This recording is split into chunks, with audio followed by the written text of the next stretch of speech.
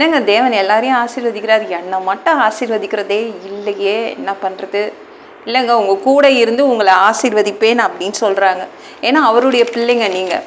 அவர் ஆசைப்படுறார் உங்களோட கூட இருக்கணும், பிள்ளைங்களோட இருக்கணும்னு எல்லாருக்கும் ஆசை இருக்காதா? அவர் ஆசைப்படுறார் உங்களோட கூட இருந்து உங்களை ஆசீர்வதிக்கணும்னு அப்படி ஆசைப்படுறாரு. அவர் கூட இருக்கிறதுனால உங்களுக்கு வர வேண்டிய ஆசீர்வாதங்கள் வேறு எங்கேயும் போகாதுங்க. அவர் உங்களை விட்டுட்டு போக மாட்டார். ஐயோ என் பிள்ளையை விட்டுட்டு போயிட்டா ஆசீர்வாதம் இருக்காது என்று உங்கள் கூடயே இருக்கிறார். அவ்வளோ அன்பான ஒரு பிதா, சரிங்களா? உங்களோடு கூட இருப்பார். என்னங்க என் வீட்டில் எந்த ஆசீர்வாதமும் இல்லை அப்போனா யோசிக்க வேண்டிய விஷயம். நம்ம வீட்டில் ஆசீர்வாதம் இல்லையா அப்போனா யோசிக்கணும். என்ன எப்படி யோசிக்கணும்னா, அப்போ நம்ம பாவம் இருக்கும். இப்போ பாவம் இருந்தால் அப்போது தேவன் இருக்க முடியாது. பாவம் இருந்தால் நம்மக்கிட்ட தேவனால் கண்டிப்பாக வசிக்க முடியாது. அப்போ தேவன் இல்லைன்னா நம்மளுக்கு ஆசீர்வாதம் இருக்காது.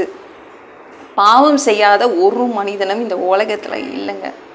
பாவம் செய்யாத மனிதன் யாராவது இருக்காங்களா? கண்டுபிடிச்சி சொல்லுங்கள் பார்க்கலாம். எல்லாரும் பாவி தான், இந்த உலகத்தில் அத்தனை பேரும் பாவி தான். பாவம் செய்தீங்கன்னா என்ன பண்ணணும்? ஏசுக்கிட்ட உடனே சாரி கேளுங்க, மன்னிப்பு கேளுங்க. வாயை திறந்து இயேசுவே நான் பாவம் செய்துட்டேன், நான் இனிமேல் செய்ய மாட்டேன், அவ்வளோதான் அப்படின்னு நீங்கள் சொன்னீங்கன்னா போதும்.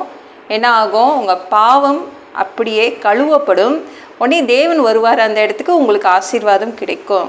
இப்போ ஒருத்தரை இடிச்சிடுறீங்க, ஒருத்தர் காலை மிதிச்சிடுறீங்க, உடனே தானே சாரி கேட்பீங்க.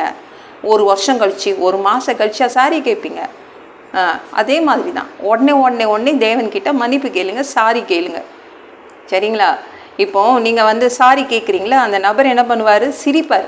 பரவாயில்லையே உடனே இவங்க சாரி கேட்குறாங்க, எவ்வளோ நல்லவங்க சொல்லிட்டு சிரிப்பாங்களே. அதே மாதிரி தான் தேவன் சந்தோஷமாக இவங்களை மன்னிப்பார். நம்மளுக்கு தான் நல்லது. பாவம் இல்லாமல் இருந்தால் தான் தேவன் கூட இருப்பார்.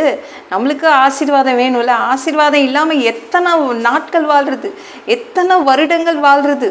ஆசீர்வாதம் முக்கியம் இல்லை, தேவன் நம்மளோடு இருந்தால்தான் ஆசீர்வாதம். ஞாபகம் வச்சுக்கோங்க. எப்பொழுதும் நம்மளுக்கு அந்த நினைப்பு இருக்கணும். நம்ம என்ன பாவம் செய்திருக்கோம், ஏதாவது பாவம் செய்துட்டோமா, எதுக்காவது நம்ம மன்னிப்பு கேட்க வேண்டியது இருக்கா தேவன்கிட்ட? அப்பப்போ நீங்கள் மன்னிப்பு கேட்டு சரி பண்ணிக்கோங்க. தேவன் உங்கள் கூட இருந்து அப்பப்போ ஆசீர்வதிச்சுக்கிட்டே இருப்பார்.